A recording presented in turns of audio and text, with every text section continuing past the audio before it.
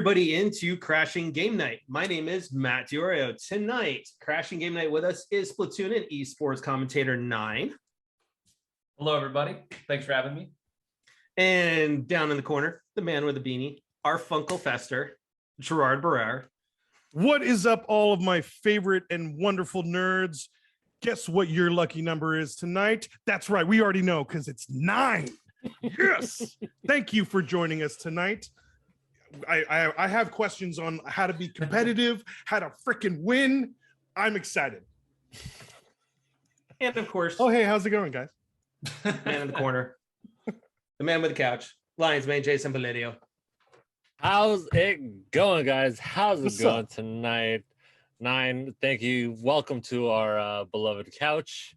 I know I hope it's better than some of the commentator chairs, but welcome. I mean, it looks like it has better lumbar support. So you know what? This yeah, is a step up for sure. There we go. Nice. Oh, so commentating, yes. Like, are you I mean, just for the people out there, like Splatoon 2, Yeah. all the Splatoons. Yeah, all the 3? Splatoons. I started commentating Super Smash Bros. Melee. That was the first game that I nice. started Okay. casting way back in like 2013. I grew up in a small farm town where I think the population was like 90, and that was also the average age of the person living there. So I didn't have many people to play with. So when I moved up to college, I started playing Melee seriously. Started commentating Melee because I watched a lot of Melee, and a lot of my favorite commentators were there. And Melee was a great joy to play, compete in, and commentate. And then it just got hit by a goopy, fun squid talking missile named Splatoon. And from then on out, I knew that was my game. Sometimes you just see a game and you're like, That's the one. That's it. That's Yep. awesome. Exactly. So sorry for stepping away. You know, it's what happens when you have AirPods on your account and your kids turn on their iPad. It just steals them. And Jerry, my wife, says her usual hi. Ew. Yeah. And Newman's back. Oh, What's Newman's up, here. Newman? Welcome back, my man. Oh no. Oh, What's up, Newman?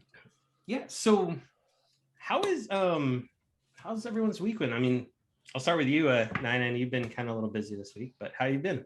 How's your week treating you? Yeah, week's good. It's a busy month at the 9 to 5. But I will admit, getting a random email really brightened up my week, brightened it all up. Now it gave me something to look forward to on a Thursday night. So, you know, keeping up, can't complain. And like I said, I apologize. I want to have you on sooner. Just a matter of working through kind of all the lists of everyone. I mean, we have a list that's a mile long of everybody we want to have on and whatnot. And like I said, I've been following you on Twitter and stuff since E3 2019, watching the Splatoon championship. But yeah, so Jason, how's the Costco minute treating you?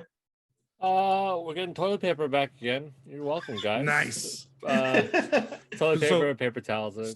People are starting to act a little normal again. Not really. or- Limit Oh, okay. one still, but it's okay. Hey, you know, we're phasing into a holiday season, so all of your Good luck. holiday goodies are back. You know, Oh and god. I'm excited. Yeah, I'm excited. We got pumpkins for days. Oh, Pumpkins for Lord. days, huh? For days. Yeah. Other than Very- that, it's been pretty chill. Pretty. Yeah. It's okay. Yeah. And Jason, I gotta ask, what game did you pause to come spend time with us? Actually, I jumped back doing Phoenix Wright, the last one. Nice. Trials and Finish it up. Tribulations. Yeah. Yeah, because I was like, my wife surprised me and got me the new one, the Naruhodo, the Great Ace Detective. Yeah. Like I gotta, Oh, nice. I gotta finish it now, and like it's been on pause for quite a while, so Yep. I paused my game to be here. You know. Oh, great sacrifice, bro. Thank you. Yeah, Great yeah, sacrifice. of course. You so know, much, your bro. detective it's okay. journey. After this, I'm going straight to mahjong. And then, Okay. I got my mahjong Thursday night. Shout out to my people out there, DJ Soso, Jeff. I know you're streaming right now, so So funny. here. Oh, Matt, how'd your week I- go, Matt? Jerry? Still, Newman's once again, Newman's not taking true. shots. Not true. Newman's Newman. taking shots.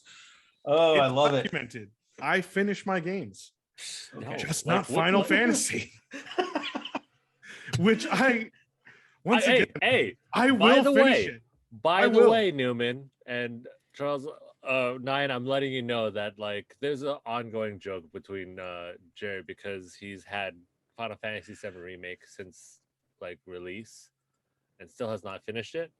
I was able to get my PS5 before Jerry finished Final Fantasy VII. Yeah. So I mean, Newman, if you get your PS5, then that's it. We're gonna kick Jerry off the show. We're gonna put you on Newman for a day. And bam.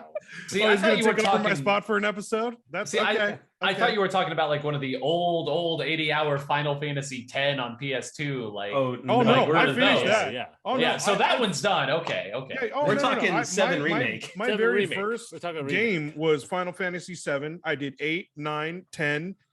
Unfortunately, 10 too. And yeah, that's actually where I stopped. But I Oh. finished all those games. I grind. I get to level 99, 99, 99. But it was just bad timing. There were other games that were distracting me, and then you know, if you You're get at stuck the somewhere. end, though, Jerry. You're at the end. I know. I'm gonna You're finish literally it. like you literally will. could just finish it as we're talking right now. That's how close you are. It is so good to have Newman back. But to answer your question, Yeah. Jerry, it's been a week. Yeah. Yeah. Just scorpions. You know, Yeah. just scorpions. Found another one tonight out back, chilling underneath the dumpster as I was taking trash out. Yeah, he got encased in a nice foam of scorpion killer. Good. But no, it's just been a week of analytics. It's all right though. And Yep, nine, so- 900 we go, 9, you know, all good. Yeah, he's Yeah. got his. So Nine, I want to ask you. So what got you in really though, truly esports commentary, like the actual commentary piece of it, instead of like competing at it? Yeah. So I think I guess if you'll permit the origin story here, because it's funny with Splatoon itself. You know, with Melee, I never had any illusions of commentating anything beyond like my locals, just talking over my friends, having a good time. Splatoon has LANs that are typically attached to major Smash events. And we don't get many of those because it's community run and community organized. And you usually have to travel really far. So back in 2016, I entered a tournament to compete. And we shared a room with Smash 64, so that should tell you how many teams were there for Splatoon. It was not many. You can count it.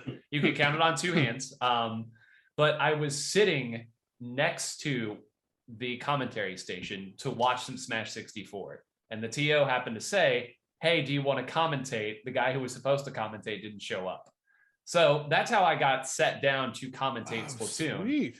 And then from there, honestly, one thing led to another. Like at no point really ever did I think anything of wanting to commentate esports or getting any bigger again than just commentating online Splatoon events, because I love talking about the game. And it wasn't really until Nintendo specifically reached out to me in early 2018 to commentate their North American online event. And to take it back even further, I commentated another one of their events before E3 2017 for Splatoon 1, and I got to go to E3 as a spectator to watch the first Splatoon 2 World Championships. That was how I made the connections with some of the people at Nintendo. They watched a little bit more of my work, and from there, That's how you do it. They brought me on. That's how you utilize E3. That's it. It was an obsession, this like whole commentary bit, especially once I saw like what it looked like on the E3 stage, and suddenly like the scope and the veil was kind of lifted. I'm like, okay, that's the goal now. Like I just wanted to have a good time, but like let's just mess around here. So and see that what we was can your do. calling moment. That's when you kind of found like that's what I want. That's what I want to do. Yeah, I mean, my goal has always been to be the best Splatoon commentator I can be, and wherever that ended up, I was okay with that. If I could feel like whenever I commentate, I do a really good job, that was enough for me. And I tell people I just got lucky that they seemed to like what they saw. And, they reached out to me to ask if I wanted to commentate E3 2018. I already had a good relationship at the time with Jordan Kent, who was the co-commentator and kind of the head of most of Nintendo's big events that they do. I had actually reached out to him to ask for advice on commentating, because he has done play-by-play for the Portland Trailblazers. He's been a host for the Pac-12 Network and all sorts of things. And I reached out to him totally cold calling, and he set aside an hour of his time, gave me advice. I took 3 pages worth of notes, and that's really kind of how it was. There was never an ambition to go esports. I was just like, if that's where the peak of Splatoon commentary is, if that's like the goal, then let's see if I make it. And I always say I'm just a guy who loves Splatoon, who got lucky, and here we are. So, but you are really good at what you do, though, because I can remember E3 2019 and watching the Mario Maker, and then Splatoon was with it, and I had no idea what Splatoon really was. And I was like, let's just watch it. It was something to watch for E3 relation. And the way you were talking about the game, and you can tell your passion for it, right? I was like, okay, cool. This is kind of, let's watch it. Let's see what happens. And honestly, some of those matches were insane. Yeah. Just from a person that's never really watched them. It's just the back and the forth. And then it's all of a sudden it's like, boom, it's over. It's like, what? And the the concept of the game, like I think that's why it got so popular so quick, was that it's unique. And it's not your typical like shooter or multiplayer shooter or fighter. Like it really is very unique. What is it about Splatoon that you love and that has made you gravitate towards it since the beginning? How long is this podcast? We go about an hour, but hey, you know what? All right. So I'll give you the short version. We go off rails, this. Yeah. So I was trying to anticipate what questions you all might ask tonight to prepare some answers. And I knew this question would get asked, and I still couldn't come up with an answer. So I will say the thing that excites me the most about the game is that there's always something happening. There is no period in Splatoon, especially at high level, where you have a moment to collect yourself. And I mean that as no disrespect to any game where if there's a team wipe, there's, a 15 or 20 second period where you can kind of reanalyze, or you sit back to build up ults. I don't have any issue with that. But when I played Splatoon for the first time, I realized there's always somebody doing something to contribute. It's, if you're back at respawn circle, you're still picking out who you're going to super jump to get back into the map. So every character has a built-in teleport. Every character has a built-in stealth. Every character has built-in speed boost. They have made every character so powerful that you're always doing something. And that was what drew me in at the start. Like, of course, the paint mechanics are really cool, and that's a whole other conversation, but it's nonstop. And you mentioned watching it and just being kind of blown away. There's just never a moment where you can rest when watching Splatoon or playing Splatoon or commentating Splatoon.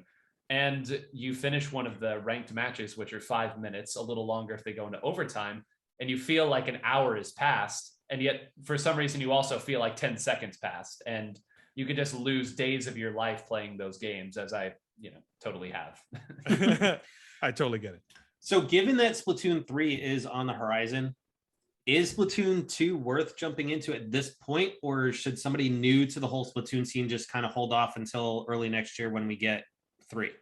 Well, as maybe the most biased party on this, I mean, so we know Splatoon 3 is on the horizon, but we don't have a date yet. It's always a chance for a delay. I mean, of course, I'm going to tell you to pick up Splatoon 2, if only so that when Splatoon 3 comes out, you'll be able to jump into it already understanding the mechanics of it. Splatoon does a fantastic job, both 1 and 2, of using its single player mode to teach you the mechanics you need to then eventually move on. Oh, there's a single player mode? Oh, yes, there is. And there's DLC for it called the Octo expansion. It's incredible DLC. it's sort of a more like an advanced mechanics tutorial. And that's very difficult to do because by nature, most people assume that advanced mechanics are developed by competitive players for competitive players and don't have any bearing for most people. But not the case. Octo Expansion does a great job of that. And you don't have to wait more than 30 seconds to get a match, regardless. It's worldwide matchmaking. You'll jump right into games. And by the time Splatoon 3 comes out, they're not going to change the base mechanics of the game. You'll pick up so many fundamentals that you can hit the ground running with 3. But I too am quite excited for Splatoon 3. Having a single player mode kind of makes it a little bit more enticing for me to go Yeah, and grab me it too. now. I'm kind of interested.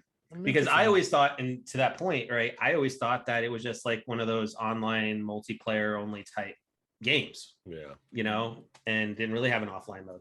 So now I got to really think about that. So with the esports and stuff and how long you've been doing it, in this age of COVID, how has it impacted the games and stuff that you have covered, both from Splatoon perspective and the other games? Yeah, no, it's a great question. And I think that Splatoon is fortunate in a sense that most of our tournaments were online to begin with. Because it's a worldwide game with top teams in every region, we're used to having to play all weird hours of the day, playing online and commentating online as well. I remember, when COVID really began and a lot of these other games were moving online, some friends of mine who commentate things like Smash Ultimate reached out to me and they were like, hey, how do you commentate online? How do you commentate without having the person next to you? Because that's what we were just used to. It was all we knew. So, it's the main thing that it has changed is, of course, we don't have our LAN tournaments. I know I mentioned one earlier, but those were really the opportunity for everyone to travel together and see each other. There were only a handful a year, so it wasn't uncommon for the same group of, you'd have about 200 entrants usually, but the same 50 would kind of go to every LAN as a big friend group. So was very important for kind of relighting the love of the game, because any game you spend 1,000 hours with, you're going to get tired of eventually. But that was a great way to make everybody excited again. And I would say the biggest thing is we lost Worlds, because the World Championships were always in Las Vegas. They always flew out the top team in Japan, the top team in Europe, top team in Australia, top team in the United States. Wow. Yeah, that's insane. That's crazy. And we didn't get that. And that hurts. Losing your premier tournament that everyone strives to win is going to put a damper on things. And 2020, that was difficult. 2019, we had a tournament at PAX. We had a tournament at Genesis. There was a tournament where the winning team got to go to Japan to compete in a top Japanese tournament. And suddenly all those prizes just went away because, obviously you couldn't, right. Obviously you couldn't travel. And it was even bigger. I'll tell you, it was even bigger in Japan because Splatoon is cultural in Japan. It's not a big game. It is their second or third, depending on the month, biggest esports game, period. Wow. It is. I didn't think it was that big. Yeah. Yeah, no, it is massive. They have cafes there, everything. It's a cultural game. And most of their tournaments are big tournaments are almost festivals. Their big event is called Koshin and does just that. Cool. So they couldn't have those either. And that, I would argue, kind of hurt the development of the game and the meta game as a whole, just as much as anything in the States did. And that's funny you mentioned that, because I remember when they were talking about some of the teams that went to E3 2019 for the championship there, and seeing the way that the teams come out and everyone's cheering them, trying to high five them like they're the popularity, like a football player or something. That was insane. Was the loudest area. It was crazy. So with that, let me ask you your thoughts, because I know we've talked about it at length, and we were looking forward to E3 2020, and then 2021 and whatnot. Do you think we see E3 back and Splatoon potentially back at E3 next year? Man, that's a tough call. If I had a coin here, I'd flip it, because I can say with absolute certainty that if there is an E3, Nintendo is going to try their hardest to get a Worlds or a Splatoon 3 invitational, similar to what they did with Splatoon 2.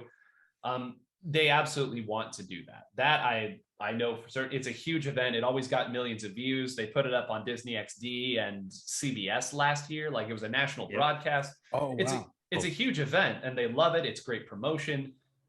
So they're going to try. I know that. But, I mean, I feel like a lot of people towards the end of 2020 probably thought we were going to have an in-person big event at E3 2021, and clearly that didn't happen. So Yeah.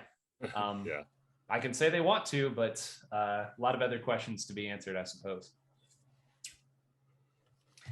Yeah, and that's, I mean, we've talked about it at length. I mean, because we've been going to eat virtually every E3 since, I mean, we've all met like 2014. I know Jason, Jerry, you guys went to it before that. Theo did as well. The only time I skipped was 2017 when my son was born. You know, I want it back. But at this point, the way Jeff Keighley's going with the Game Awards and all of that over Summer Game Fest, I don't know if it can come back in the form it was. Right.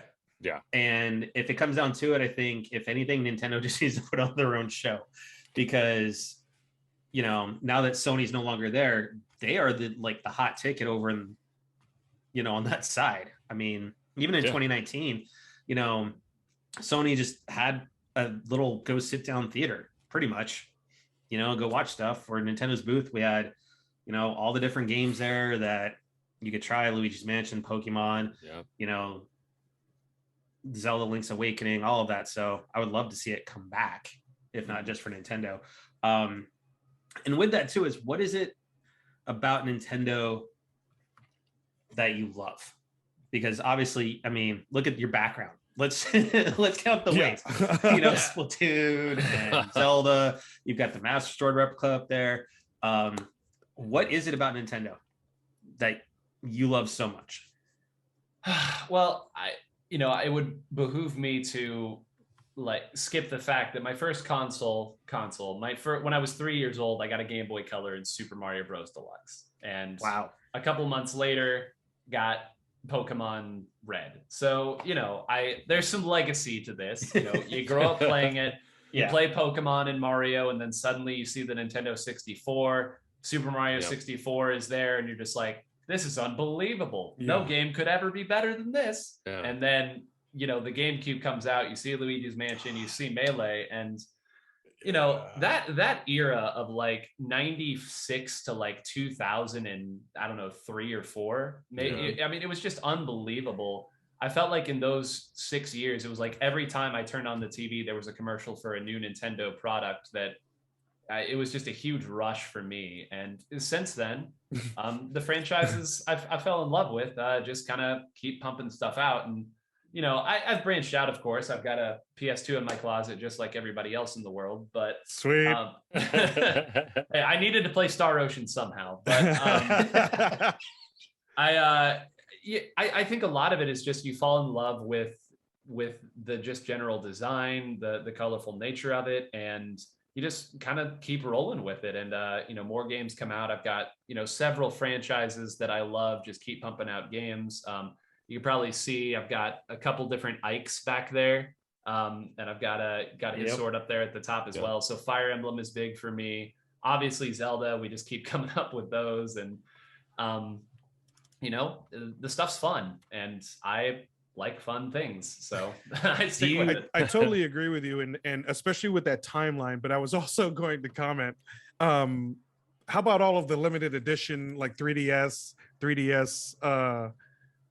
lights, all those, remember, Jason, we scoured to try and get those special editions, bro. And they were always we always saw announcements for them too. But I totally agree. Nintendo around that time, man, it was just, they were everywhere. So 9, speaking of you loving Fire Emblem, do you think we get Switch versions of the Cube and Wii titles that have been rumored? I will stream myself sobbing if we do. I mean, my two, full disclosure, I've got or a Switch remaster remake. I would cry even harder. So, full disclosure to you, I have thousands of hours in Splatoon 2, but I've beaten Path of Radiance and Radiant Dawn over 20 times each, and those are long games. But Those are long. Those are long. Like those two are my favorite games. Ike is my favorite character, like of all time. So like I have every time that rumor comes up, I always retweet my tweet saying that if they do ever release these, I'm gonna do a 24-hour stream because I'm that confident it won't happen.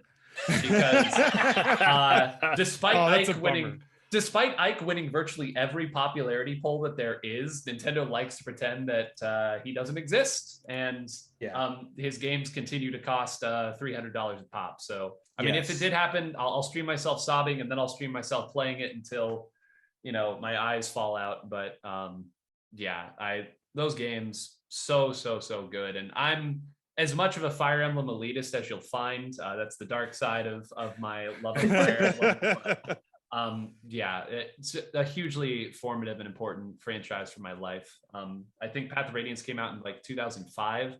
I would have been like junior high school at that point, and then having a character like Ike, who was like right around my age, going on his journey. I mean, everyone's got a sappy story with a character that they connected with at that age, and if it ever happens, that replica up there you'll just see me running down the street swinging it at people.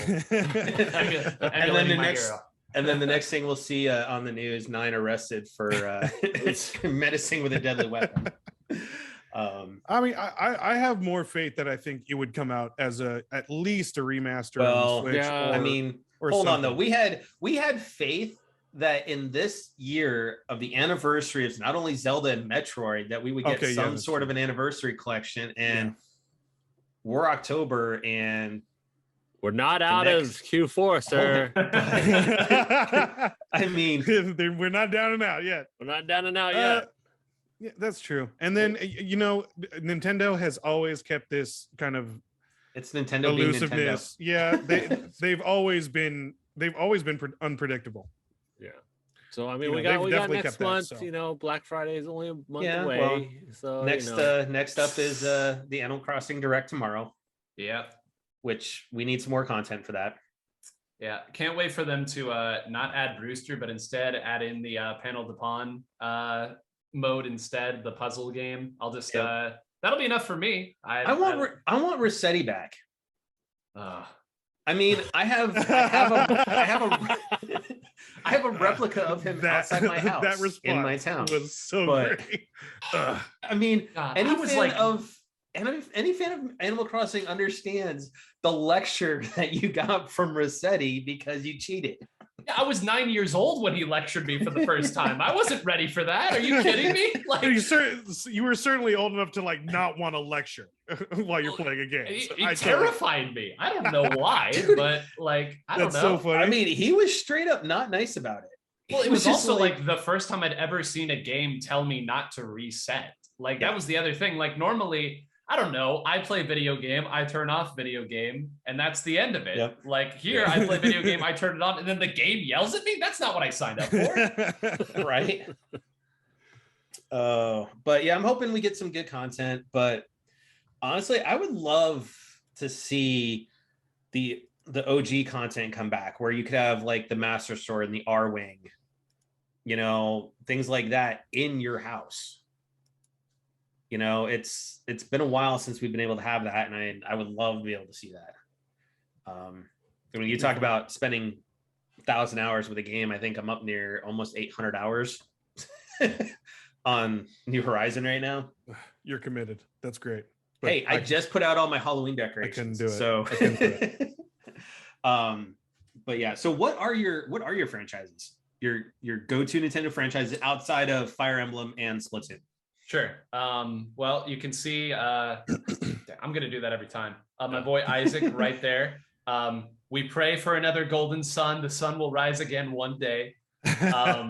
So Golden Sun, another game from right around that just ludicrously stacked 96 to 2003 era. The World Ends With You, another game from a little later, but The World Ends With You, and I've 100%ed Neo, The World Ends With You. A legit 100%, not the like 100% story content, 100% everything.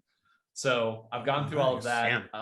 Shin Megami Tensei is a big one. Not as much a fan of Persona. Nothing against it, just not really my style as much as the specific like dark, devastating undertone. Not even undertones. The dark, devastating backdrop of Shin Megami Tensei. So SMT5 is big for me. And then of course you can see back there Zelda. I speedrun Ocarina of Time randomizers, and I'm a huge Zelda like lore nerd as well. So I guess those would be the big ones just off the top of my head. Sweet. Okay, so let me ask this from a lore perspective. Yeah. What timeline does Breath of the Wild fit into? All three. It's Yay! the eventual singularity is they all end up at Breath of the Wild. That's my take on it. Is it doesn't matter which timeline you go to, Breath of the Wild is inevitable. Is my fan fiction of it, but that's what I like to believe. Actually, I like that theory. I do too. I never really considered that because I always looked at it as it couldn't make up its mind because it kind of says, yeah, it's a sequel to Ocarina, but then it has very much Wind Waker areas. Mm-hmm. You know, rock salt in places that there's no body of water, and we know how rock salt's formed. And to actually think about that as a convergence, and no matter what, it's cool. All leading to Breath of the Wild. Wow.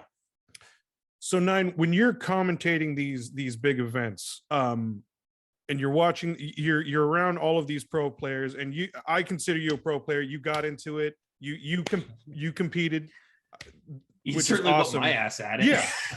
And especially like I've seen the controls on Splatoon, like they're a little different.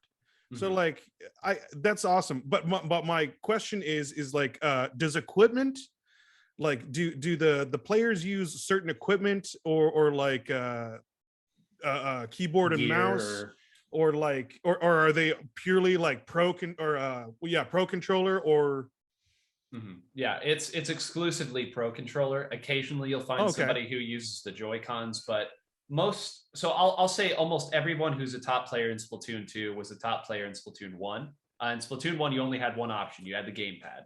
So the pro controller offers the closest experience to the gamepad. And of course, pretty much, again, everybody plays with motion controls.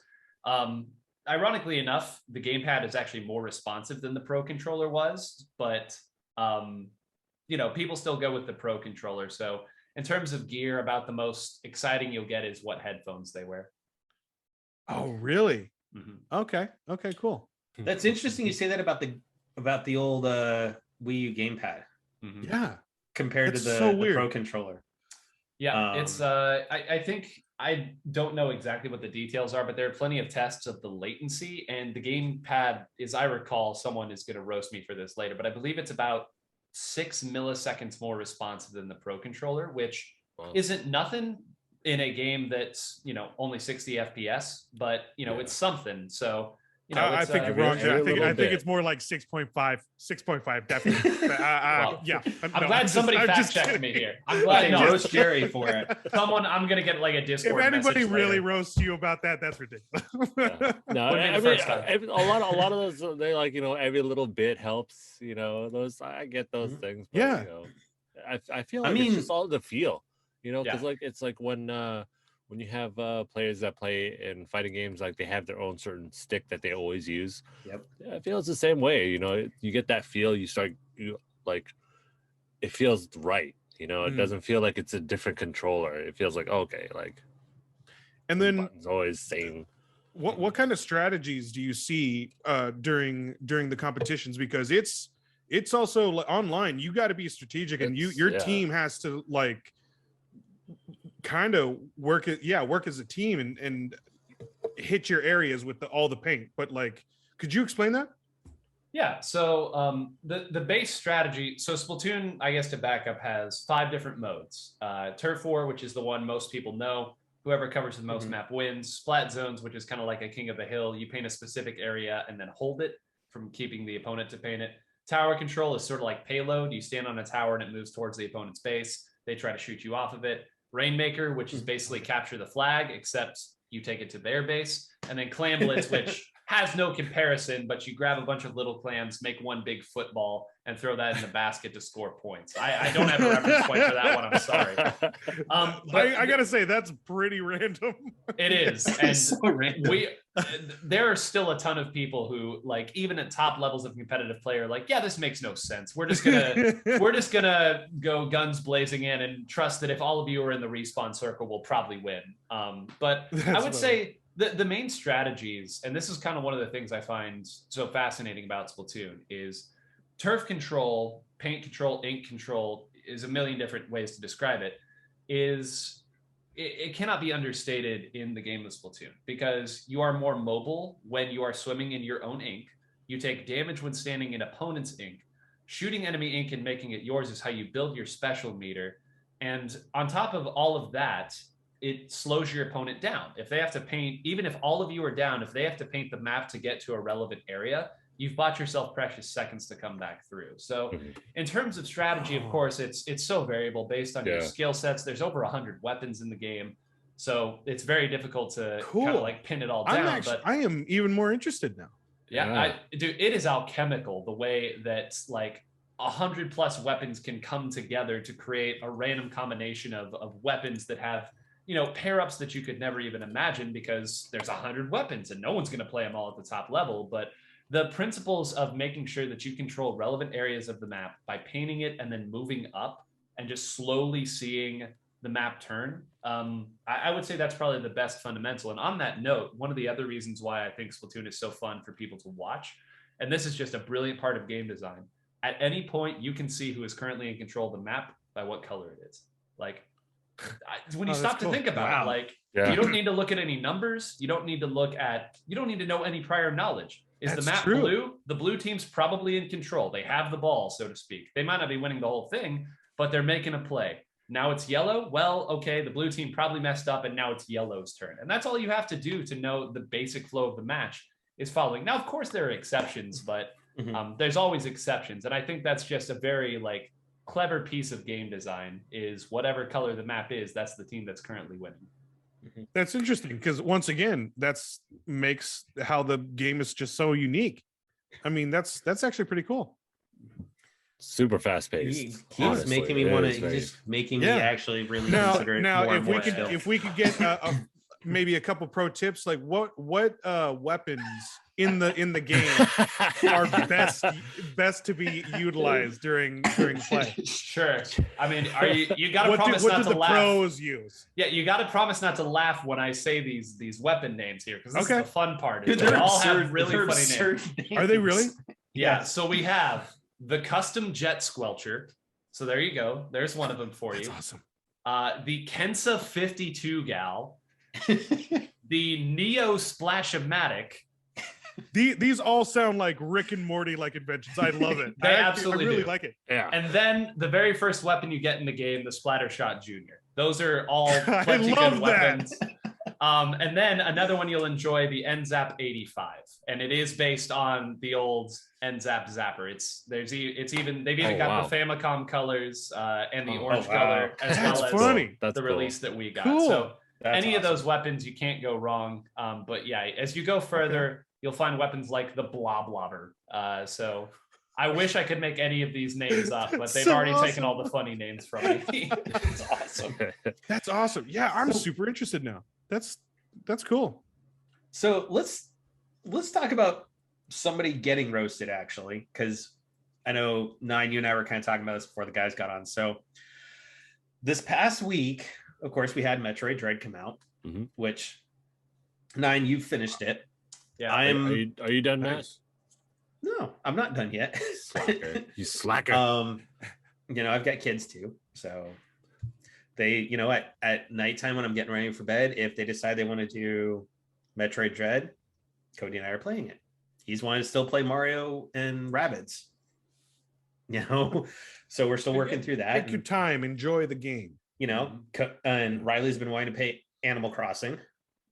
Nice. So I'll be playing that, and then of course, when he's really ready to go to bed and he's tired, we'll put on MLB The Show. But no, so Kotaku put out an article that led with the whole opening of, hey, if you work for Nintendo, ignore this article Very funny. and pretend it doesn't exist. For everybody else, Metroid Dread is running 4K on PC. And here's how you do it. So first, I want to start with you, like your take on that. I mean, one, you and I both played Dread, and we'll talk about that here in a minute, our thoughts on it. But when you see a game news organization like Kotaku that has the reputation of Kotaku, which is starting to slowly go downhill with some of the articles they've been putting out lately, but like, how does it make you feel? Well, as a fan, especially of Nintendo's. Sure. No, I think the first thing is like, we're all nobody's fooled by the article. We all know what it's actually about, and like people talking about, oh, it's about emulation. Like that's not what it's about. Like that you can hide behind it, but like let's all have a good faith argument about this and what it's really about. And as I see it, what it's about is kind of a subtle protest against, Nintendo's admittedly not great record on game preservation. And, that's, I get where that's coming from, but Dread needs sales. Metroid needs sales. Like it's well documented how poorly Metroid has sold. Even the best of the Metroid series, like Super Metroid, which a lot of people consider a masterpiece, sold absolutely horribly. I think it sold worse than all three of the Donkey Kong countries. And like, those are good games, but like, okay, two of them are good games, but like, True. it needed this. And the fact that we had to wait 19 years for another true 2D Metroid, again, all this is documented. I think that's what hurts the most here. I do think, as much as I love Nintendo, their stance on like, their stance on emulation and game preservation, like, I do have some issues with it, just being perfectly frank. I think a lot of fans of gaming and gaming archiving probably do, but like, I think it was, a very, I don't know, just poorly timed way to go about it. Like, it was a cheap shot. It was. And, like 4K, okay, Dread looks amazing on the Switch, right? Like 4K resolution is only going to do so much. And again, I hear people saying the argument is about, well, they weren't talking about piracy, they were talking about emulation. Like that article wasn't about emulation. Like that's not what that was about. Nobody's fooled. And I just like, I get why, but why Dread? Like, I love SMT5. Yeah. Just do it to SMT5. Like whatever. I mean, like that. Do it to Mario Odyssey. I mean, Do it to something, yeah. I mean, to your point, Nine, I just pulled up the sales, right? So when you look at Metroid, the original one sold 2.73 million units, and this is worldwide sales. Super Metroid, in comparison, only sold 1.42. It really was the fans that kept it alive. And which is even so Metroid weird. 2 on the Game Boy sold more copies than Super Metroid. Metroid Fusion, 1.6. Metroid Prime, 2.84 million, which, I mean, arguably talking about the era that we were talking about with GameCube and all that. I mean, that was a phenomenal game. Oh, yeah. And to take you inside Samus's suit for the first time and to be that well done. Which is I'm so weird so with glad. its such lackluster success. But the funny thing is it's a general consensus around the franchises of Nintendo. Like Metroid's always mentioned. It's obviously it's always like Mario, Zelda, but then everyone goes like, oh, and Metroid. Like, oh yeah. I mean, Super Nintendo. Everyone refers to to me, Super Metroid from Super Nintendo. Like that was I mean, that wasn't one of the greatest games. But yeah, you're right. Like, to your point, kind of crazy. To your point, though, Nine, is that Zero Mission didn't even sell a million copies. Metroid Prime 2 sold 1.1. Prime 3 was 1.4. And that was on Wii, man. That was on Wii, and I thoroughly enjoyed it. It's a like, good game. They're all good. Yeah. Like, and then you have Other M at 1.3, which I don't understand. How is it that Other M is selling just as much as Super Metroid did? And then Samus Returns was only 0.56 million copies.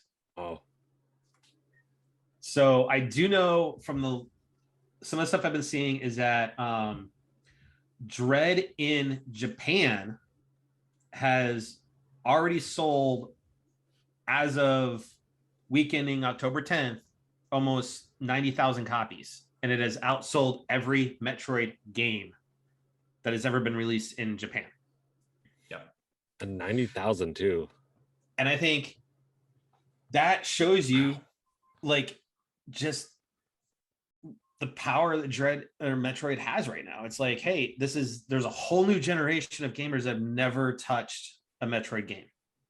Like a legit Metroid game. Yeah, they've played Ori and they've played, other Metroidvania games, but they've never played pretty much the game that spawned an entire genre of gaming. And I love seeing that everybody is enjoying the game. And I've got, friends on Twitter that are like, hey, I need to go finish this game on PS5, but you know what? I'm just going to go do another run of Dread. There are people that are speed running it now, which is insane to me because I'm still playing through the game. And this is the time it. too. But this is also, I think this is the best time that they chose to bring it out. Not just Dread, but there are rumors, I guess, even though they did say Metroid 4 is going to come out, but we don't know when. So Metroid Prime 4, I honestly, personally, I don't think we see that until 2023. I don't think we'll see it. No, Retro's already doing it. Retro's like, it's going to be one of those, just like, really, it's going to be a while. It's going to be a long while. Because I mean, but I think they'll want to keep up with scratch. I think they'll want to keep up with the momentum of what Dread's kind of doing right now. And well, the reason why Dread's picking up a lot of momentum too, and this is my opinion, is because people are starting to get back into the retro. We're seeing a lot of old remakes. We're seeing a lot of remasters, etc. So what's more retro than a Metroidvania kind of game? When's the last time we had a side scroller? When Mega Man 11 came out, it was a huge like, whoa, like we get another Mega Man again. Yeah, that's true. Versus Mighty Hero 9 or Mighty Hero 6, the one that just Mighty God, Number 9. We don't talk about it anymore. Yeah, we don't talk about that. We don't talk about that. But I mean, like, dumpster just remember, fire. like, just having a Mega Man numbered game, not like an X game, not a 0, like just Mega Man 11. It was just like everyone's like, oh my God, like jump back on that train. It really wasn't anything different. It was just another Mega Man game, and it was awesome. Different. I still have it, except for just literally not pixelated. Yeah, very smooth. And the controls people want were that smooth. retro again. Like people are like, all of us our age are saying like, yo, dude, do you remember back in the day when we had like 2 buttons, A and B, and then we're just like, oh, dude, like you have to play this game and you can't really die because controllers were so you have to uncomfortable. start all over at the beginning again. You only had 3 passwords. lives. Oh man, dude. Yeah, you had the password, so you had to like. Do you guys remember Game Genie? Yeah. Yes. Oh man. So I mean, like you have to have the passwords, and you have to like, oh man, I missed a letter. You're just done. And people want those retros again, and I feel that's why Dread is picking up its momentum now, because Matt, myself, Jerry grew up in that era where Metroidvania was like the thing to play because you're just like in this new world. I mean, like when Strider came out remade, I was like, oh dude, I want to get it. I got it. I was a little yeah, we'll go like right here, but still was okay to play. So I still think, Jason, it's on its way. I mean, because I here's don't the doubt thing it. is they scrapped it, right? And they thankfully, like we're talking about with Metroid Prime being as good as it is, both on the GameCube and the Wii, other than Metroid Prime Trilogy, when they try to force the Wii controls onto Metroid Prime 1, and it just didn't really work as well. But they went back, they scrapped the game in 2019, and they went back and got Retro and said, Retro, go do what you do.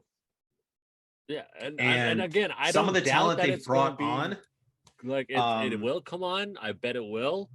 I just don't think it's going to be like this close to Dread. I think it will take at least 2, maybe 3 years. I think either holiday 2022 or early 2023 is when I we'll agree. see it. I agree. I don't think I you think have better games in the pipeline right now, and you want to put it up Well, against. I mean, you have Breath of the Wild 2. I mean, that's the thing is, I think we see Breath of the Wild 2 before we see. Yeah. Oh, yeah, and I totally say yes, of but I do course. think it's got some priority with Nintendo. I think it's gonna come out in 22. I don't agree. think so at all. I don't think so. At Really? all. I Go do ahead. think 23. Yeah. Really? Yeah. I do.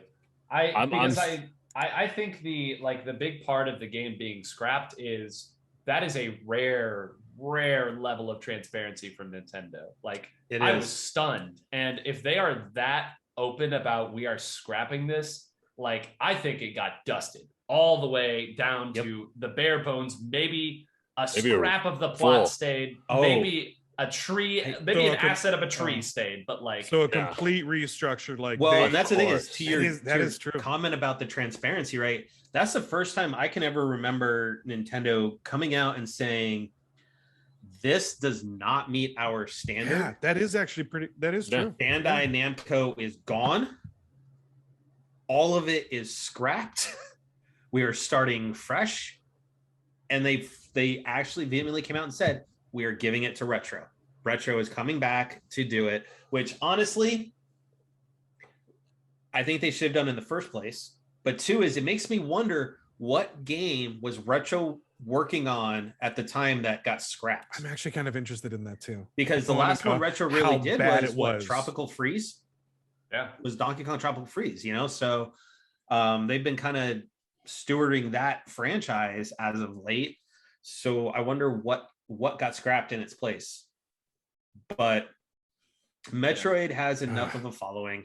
It's always that elusive, niche. like you want that behind the scenes, kind of like that Kevin Smith or the Tim Burton Nicolas Cage Superman movie. Like you want to know a little bit more on what was going on. Nobody wanted that. Nobody wanted it, but I want to know the story. I want to know what was presented, either because it was going to be bad. So I like same thing with Metroid. Like it had to have been so bad. Yeah, and it was. I mean it. Yeah. Yeah, that's why I'm right there with 9. I'm like, if we see anything, it'll be. Like, I think we get maybe 2023. I think we get a trailer. I think we get an official kind of like teaser trailer in summer of 2022 with the whole Nintendo. This is coming, sometime down the road or whatever. The kind of like that tease we got for Breath of the Wild 2. They're like, hey, here we go. Oh my God, which I know I cannot wait for Jerry, you're looking forward to that. I'm gonna buy every amiibo. I cannot wait. I cannot wait. I mean, just like me with I can't even imagine the amiibo, like how elegant they're gonna look with the whole. Oh my God, yeah. That's just that's like mine. That's Metroid. my game. That's my game. Yeah. I love. Yeah, that's the game I play for the most. And Breath is not my favorite in the franchise. And 3 full runs too. Yeah. Yeah. So game wise, what did you think of Dread? Without any spoilers, because being it just came out and I know a lot of people beaten it already. Mm-hmm. Some of us are still working on it and just taking our time with it and enjoying it. Yeah. I guess man. So I already told you when we were just chatting a little bit earlier. Yeah. SMT5 still has to come out, so we'll see, but it is right now leaps head and shoulders ahead of every other game, I think, for Game of the Year. I think it's going to win a bunch of awards. I think it's going to deserve those awards. It so artfully leads the player along without directly telling them where to go while still giving room for exploration. Samus has never felt better to control. Exploring the map for 100% is actually fun this time because Samus moves. She moves and it's great. Yes. But I think another thing that kind of stuns me about Dread and something that should not be overlooked, I think, is so I finished my 100% playthrough in just a hair over 11 hours. And I stopped to smell the roses. But this was not a quick run through. This was a normal, like playing through the game, looking around, checking every rock playthrough. 11 hours. When was the last time an 11-hour game made this splash? The fact that we are getting an 10 to 11 hour game for full completion, mind you, in 2021, I think is stunning to me, because it's all about content, hours, all this stuff, padding. Yep. And Definitely. I mean, this game has trimmed its fat. It is clean, it is sleek, it looks great, it sounds great. And I mean, I could go on about it. It does a great job of teaching the players its more advanced mechanics in very natural ways. There's no like stop and do this tutorial once you get past maybe like the first minute of the game. It just expects you to learn if you want to progress, and it does so in a very kind way. So okay, so have you only done one run on it, or have you done another run? So I've only done one run, but I've watched hours of speed runs, so I almost have done extra runs. Have you seen the videos of the ones that are getting morph ball and bombs before Kraid? Yeah, I've seen those. I've seen a ton of different sequence breaks.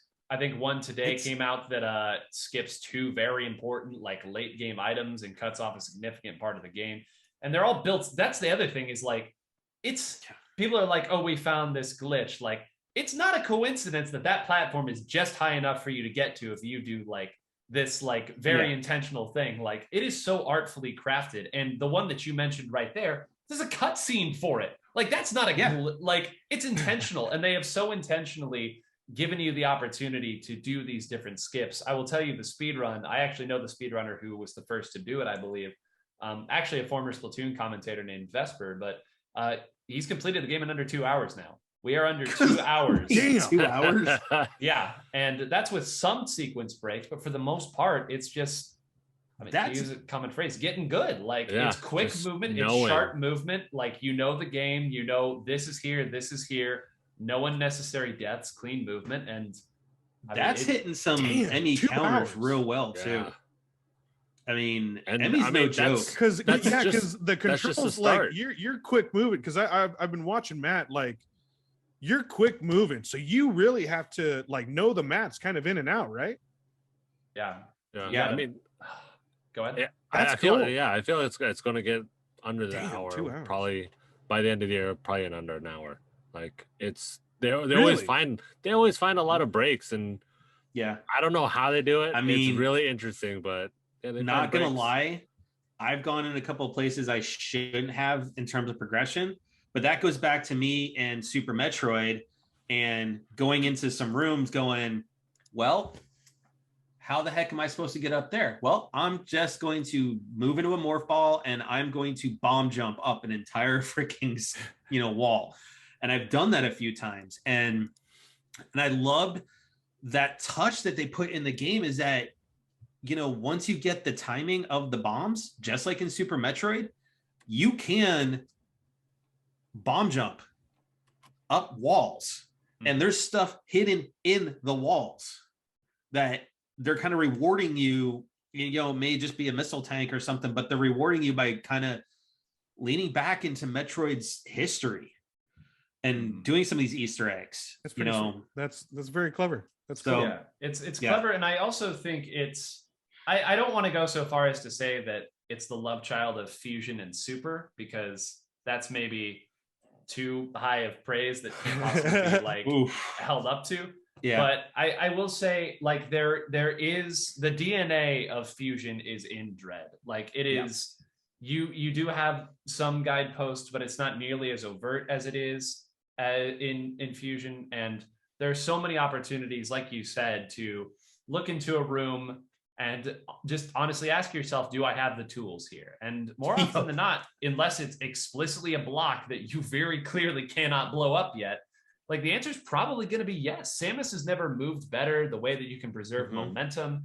And there's a couple, and again, since we're not talking spoilers, there's a couple new movement items in this game. Whoa, what were they thinking? Why did they give us this? Forbidden power. Sweet. Yeah, it is. Honestly, for me, it is well worth the 60 for it. Easily. I mean, honestly, to you with Fire Emblem, in Splatoon, for me, Metroid, I'm gonna be that homer and be like, yes, here's my $60. It doesn't matter. I mean, the second I knew Dread was coming out, I'm like, here's my pre-order. Yeah. And what sucks is because I was working, I didn't get a chance to watch the Nintendo Direct when they announced it. Oh, So by the time I got off work, the collector's editions were gone and up on eBay for twice the price. The amiibos were gone. Couldn't pre-order those, which I got to give my boy some love. He kind of showed up with the amiibos as a little thank you gift for. Yeah, it was a nice thank you gift for Matt from us and the rest of the Crashing Game Night crew as a thank you for everything that you did. And these things are awesome. Yeah, they're awesome, dude. And the fact is, it's pretty much a scene straight out of the game. Like when you put them side by side, it is a scene right out of the cutscene when she sees Emmy for the first time looking. And she's like, well, crap. And the quality in the amiibos too, they're getting way better because they look clean. It's to the point all my amiibos are now out. They've come out of their box that they were in. Nice. And I've made some room. So I have all my Zelda ones out. I have all my Metroid ones. I have my Fireball Mario one out chilling now. And Zero Samus is on its way. Scream when Breath of the Wild 2 it comes out. Yeah. Oh my God. God. So 9, as of right now, with Dread and everything else you're playing, what is your favorite game that you're playing right now? Sorry, could you repeat that? I think my internet is taking a No, it's fine. So my question was, of the games you're playing right now, what's your favorite that you're playing right now? Ooh, that's a good question. Just favorite game as a whole, any specific console, like what? No, just kind of what you're playing right now. Yeah, what's taking up your time right now? What are you into? And that right you're now? loving playing right now. Yeah. Yeah. So obviously, God, I told you I'd do it again. Ocarina of Time randomizers have been my big love recently. I could take up an entire podcast about that game's design and why I love it so much, but that's the big one. Obviously Dread outside of that. And I've been playing a lot of Pokemon Puzzle League for the N64 recently. It's another deep love of mine. And those are kind of the big ones. A little bit of Don't Starve Together with my girlfriend, but for the most part, I'm really kind of, before Dread, I was really just kind of kicking the can down the road until SMT5. So that's going to be the one that really takes up my time. And can you explain the Ocarina of Time randomizer? Like, what is that? Yeah, so the easiest way to explain it is an Ocarina of Time randomizer. You start off typically as adult Link. You have access to turning between young and old immediately. And your goal is to get, and there's a million different rule sets you can apply. Your goal is to get 6 medallions, go to Ganon and beat Ganon. The difference here is that all of the items are spread in random chests all throughout Ocarina of Time. They've all been shuffled. And the medallions are spread as well. So instead of going to the Shadow Temple and beating Bongo Bongo to get the Shadow Medallion, you might get that with King Dodongo, for instance. Yeah. Oh, so cool. It's I was watching your latest dang. one, and it's cool. Oh, sweet. It's cool. Yeah. That's a cool challenge. Cool. It's a great challenge, and it also, I think, illustrates a lot of the brilliance of OOT's design, because so many parts of OOT, like, they connect in ways that you wouldn't expect. Like the Deku Nut items do way more than I think a lot of people knew for just like basic items. There's almost 2 or 3 ways to do anything in that game, and the temples hold up. Like they're not they're not overly cinematic. You can kill almost every boss in that game with just good timing on your stabs. It's not even like huge glitches for a lot of them. It's just incredibly replayable, and the soundtrack is fantastic. It is one of those ones you can hear a certain melody from that game. Oh yeah, you know exactly where you are. Yeah, that's one of the, if not the best Zelda game. But that's amazing. That's actually pretty cool. That's a cool challenge. I wish Nintendo would actually release officially their soundtracks. Because it's rare too, right? That's also rare. They did Mario Odyssey. I think they did Galaxy as well. That's right. So pretty much the reason I have most of my Zelda music is from a violinist named Taylor Davies. She's gone in and she does all of them in violin and whatnot, and they sound amazing. But it's allowed me to have that nick, because I mean that is some of the memorable soundtracks for me are from Nintendo. Like I love the soundtracks to Uncharted and Horizon and stuff like that. But for me, but you hear certain tones. You could tell from the tones. Yeah, Mario. I know, or it's Mario, it's Zelda, like even sound effects. That's how impactful Nintendo is. Or your sound effects are right, so recognizable. Yeah. Or like I can know that's Link to the Past. I know that's F-Zero-1. I know that's Mario World and stuff like even worlds within Super Metroid, just some of that music you just know. So Jason, what have you been playing? Like I said, I'm trying to finish up the third Phoenix Wright Trials and Tribulations. So nice. Getting that one done. Then at the same time, again, just going on a constant mahjong spree. Like I'm so impressed that you started that, dude. That's so cool. Dude, I'm actually really jealous too, because I wanted to learn that game. I blame my friends, like seriously. I've just been addicted like no tomorrow. Like we have our own set now. So that's funny. Anytime you guys want to play mahjong, if you guys come through, I'll teach you. It's easy. It's not that hard as people think. I'm definitely down. At least just basic, like don't have to get into points or stuff like that, but just basic mahjong is tons of fun. Been doing that. Trying just taking it easy a little bit, just not really trying to get too crazy. I've been watching my wife play RE8 on the PS5, and dude, like we don't even have it here because we don't have a large like HD 5K 4K all that stuff.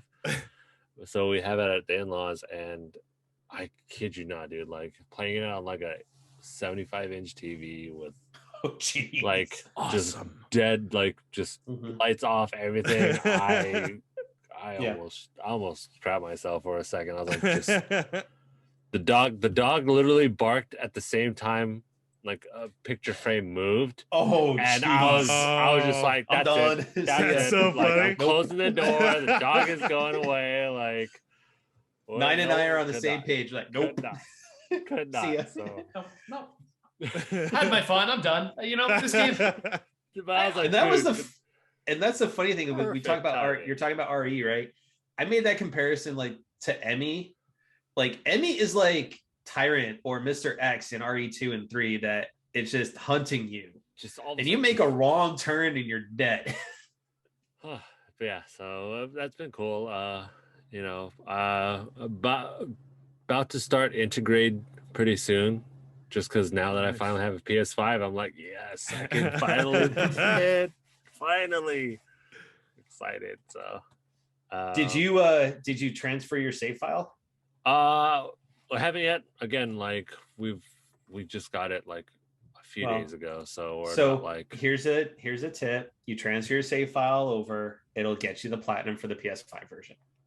So you don't have to re-platinum it if you. I mean, like, if you don't want to. maybe. We'll see. We'll do that anyway. I know. Yeah. I'd like to pride myself in beating the game again before Jerry beats it. Like. Oh my god, you're so annoying. So we know Jerry's not playing Final Fantasy VII. What have you been playing, Jerry? It's open season. Again, 9. This is just it's coming. It's coming left and right here, baby. Because until he finishes, I know, like, I gotta dude, finish like, that. I really do gotta finish that game. You're at the end. You're at the last chapter, man. I know, literally right there. But let's see, Death Proof, or Death Loop, right now. But actually, Far Cry 6 has been taking up my time. But exploring it more, and like, you know how I am with Ubisoft games. This is a game that's probably gonna take some time. I think I'm gonna focus more on Kenna and Deathloop, finish those up.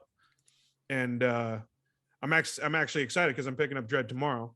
So You're actually gonna do it? oh yeah. I've wanted So, to do it, and I've wanted. You to watched get it, enough of but me playing it that you were like, okay. that one night, that one snippet of the night. Yeah, I was actually pretty convinced. Like quickly, it looks great. So I do end up wanting to get that, but I want to finish the other two. But Far Cry right now. Nice. But yeah. How about To you? me, Matt? it's just been actually my Switch has been dominating play for me as of late. Well, yeah. Dread.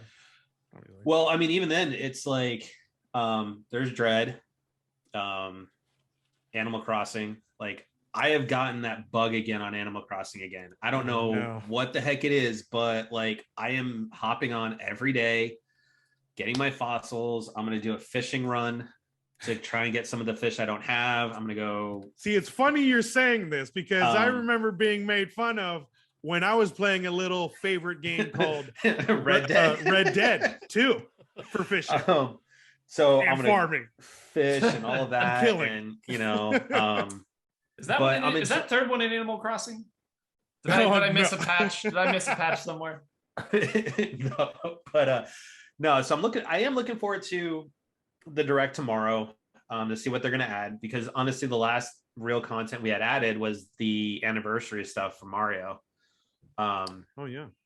Which, of course, Cody wanted some for his house, so he's got 2 thwomps, a superstar, 1-up mushrooms, nice. coins, all in his house that I built for him. So yeah, it's, I'm having fun with it. It's one of those ones I was, for a while there, I'd go once every 2 weeks, hop on my island, but like as of late, every day I am hopping into the island and I'm at least in there for a good half hour, at least. Nice. Kana has taken a back seat, of course, to Dread. I think the only thing I've really turned on the PS5 for in the last week since Dread's come out is just to play MLB The Show, because I gotta keep taking it to your boys. Yeah. Not in real life though. No. So is this a bad time to say that I'm a Cardinals fan? Man. How do we feel about? Do you want to know? Okay, Hold on. It's okay. So hold on. That's okay. 9. I'm going to say this with all the respect and love in the world, but you got to see what I'm not missing in Arenado. That when the lights are on and bright, he doesn't show up. I mean, I would argue it was our closer that probably botched that one a little bit, or that the black magic that we summoned to win 17 games in a row probably ran out. Well, no, I mean that was impressive because I mean at one point the Cardinals were looking at as being dead in the wild card, and all of a sudden they stomped a mud hole in everybody, and the Padres, of course, epic collapse to the point where Tatis and Machado were sitting there yelling at each other and throwing stuff at each other in the dugout. But no, I mean, honestly, it was a good trade because I like Gomer. He's a good pitcher and whatnot. And, but it was one of those things. A buddy of ours, Drew Kreisman, is one of the beat writers for the Rockies. And him and I talk about it all the time. And I was like, dude, Arenado, his whole career in for Colorado, when the lights come on during the postseason, he kind of just shirks away, and I hope he comes out of his shell for the Cardinals. I really do. Because I think, you look at like Matt Holliday, right? You guys got him from us too. And I mean, Matty he showed up. He showed up for the Cardinals. Can you give him back? Like at this point, he could probably scratch out a small ball hit in the bottom of the 8th for us. Right. And I will say this, Jerry, your boys right now, bottom of the 5th. It is tied 0-0 right now. It is winner take all though. So nice. Winner go home. So this is their 3rd elimination game now. I'm going to get the game on after. So yeah. So for all those that have joined us in Twitch land and are going to be listening to the podcast. So 9, how can people find you on Twitch and social media? Yeah. So the nice thing about having a weird name like 9 Whole Grains is that it's very easy to secure the handles that you like. So you can follow me on Twitter at 9 Whole Grains and on Twitch at 9 Whole Grains. I'm not much of a streamer, which might seem weird to hear from a commentator, someone who's esports like adjacent, but it's I don't know, it takes a lot out. I like to put on a show when I stream, kind of put on the character for a little bit, and sometimes you just don't have the energy to do it after a full work day. But yeah, I mostly stream these days Ocarina of Time speedruns or Zooter, Zelda Ocarina of Time randomizer. So that's mostly what I stream. Of course, the occasional Splatoon stream after a big tournament to kind of recap what's going on. But yeah, for the most part, that's what I'm doing on Twitch. On Twitter, you'll probably see me posting about rock climbing and my kitten. So if either of those interest you, then that's the content you can find there. And the question we ask of all of our guests, which I don't know how far back you kind of caught some of our episodes and whatnot. I know lately we've been having repeat guests, so we haven't asked them, but when it comes to being able to actually have a game night with family and friends, back before COVID took a lot of that away, what is your favorite game to play, regardless if it's a console, board game, card game, whatever it is? What is your favorite game to play for game night with the family and friends? Woof.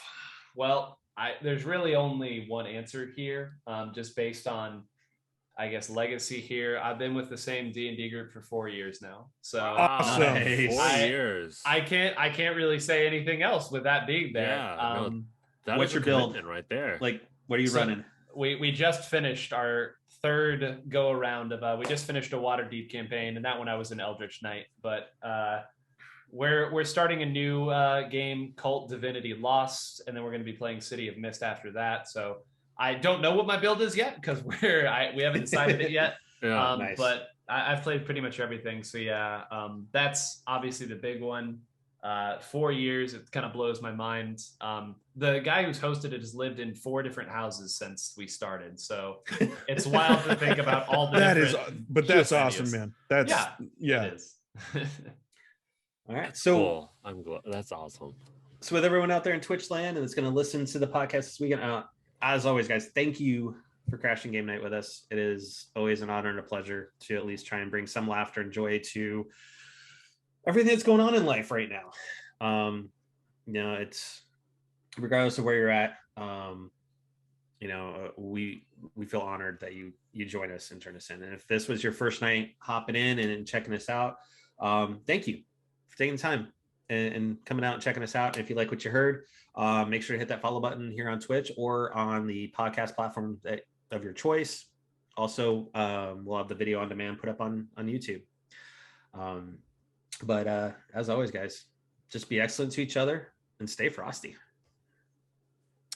And boom goes the dynamite. There you go. Thank you guys so much for joining. Thank you, nerds. I love it. And 9, thank you for joining. You are always welcome. And we would love to get more insight. See it. And you know what?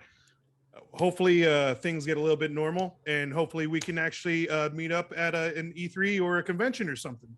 Yeah. Hopefully. Yeah, I'd love to. Thank you so much for joining us. And once again, guys, the struggle is still out there. Please support your Black Lives Matter, stop that Asian hate, and support your LGBTQ plus communities.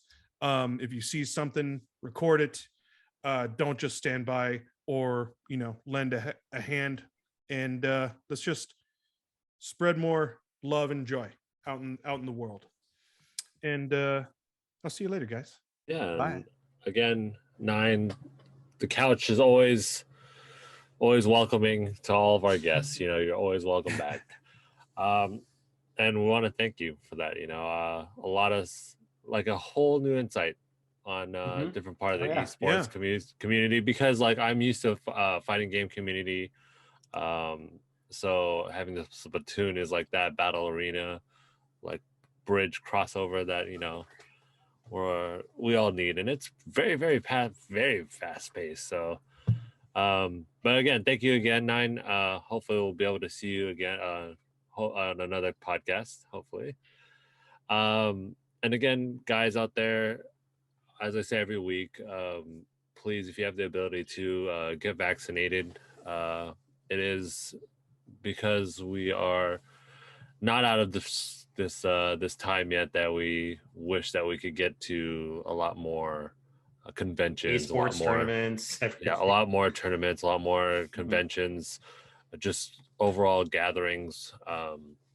So please, if you have that ability to get vaccinated, as well as thank you to all the other retail workers, all the frontline workers, all the healthcare workers, All the dock workers right now at all the the- Port of LA and the Port of Long Beach right now. yes, That are now going yes. 24/7. 24 hours a day.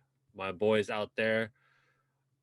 I already know a few of them out there that are running those like super swing shifts. So it's all the dock workers as well. You guys are doing an amazing job, a phenomenal job. I know there's a lot of pressure on everybody about it, so please just thank you. If you have a chance to thank them, just thank them, because they're literally putting their lives, their mental health, stress, etc., to help get us back to a normal pre-COVID, I don't even remember life.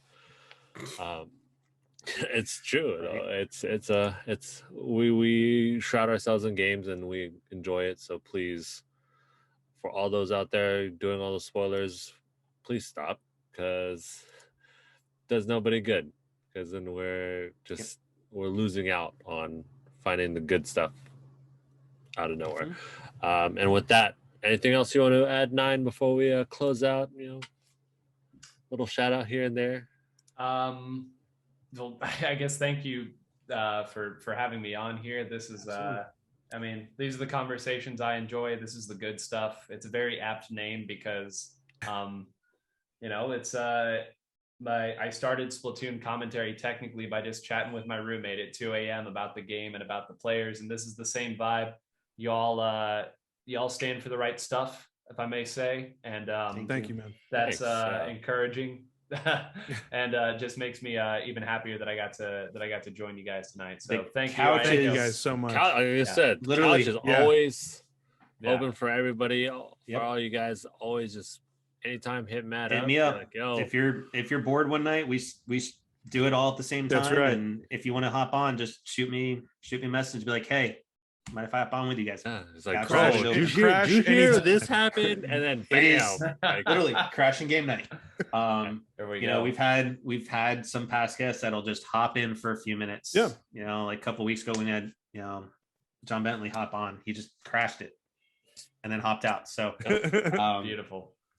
So Jason, as always, steal In the words- Theo's line. in the words of my fellow babyface, clean shaved homie, TTFN.